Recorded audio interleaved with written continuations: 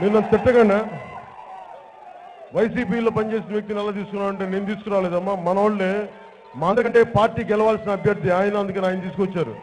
జనసేన గెలవాలి అక్కడంటే ఈయన పెట్టాలని చెప్పి జనసేనకి తిరిగిన నాయకులు ఆయన తీసుకొచ్చారు.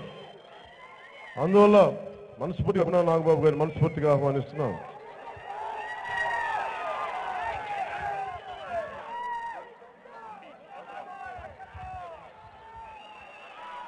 భీమవరం పక్కనే మన ఉండికి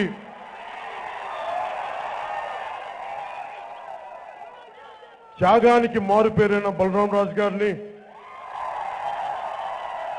నాకు ఇందాక కనకరాజు గారు చెప్తారు, బలరామరాజు గారు అనొద్దు ఆయన్ని బలరాం. సరే, బలరాం గారు మన సిపిఎం తరఫు నుంచి పోటీ చేస్తున్నారు. మన జన సైనికులందరూ సిపిఎంని అక్కడ గెలిపిద్దాం. నేను మధు గారికి ఒకటి చెప్పాను, మధు గారు చెమటతో మీకు తడిచిపోయిన మీ చొక్కా నేను మోసాను, మీరు ప్రజా సమస్యలు మీరు మోయండి, మా జన సైనికుల ఆశయాలు మీరు మోయండి, మీ చొక్కా మీ శ్రేదాన్ని నేను మోస్తానని చెప్పాను. ఆయనకు అదే మాట ఇచ్చారు. మన సిపిఎంని ఉండిలో గెలిపిద్దాం మనస్ఫూర్తిగా తెలియజేసుకుంటూ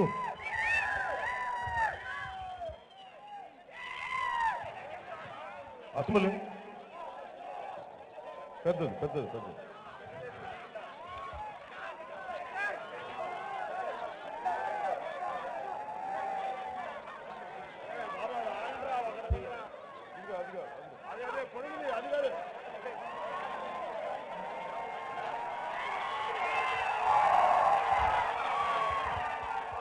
ఇది జనసేన ఎన్నికలు గుర్తుంది. గాజు గ్లాస్, మామూలు గాజు గ్లాస్ అమ్మా, గబ్బర్ సింగ్ గ్లాస్ ఉంది.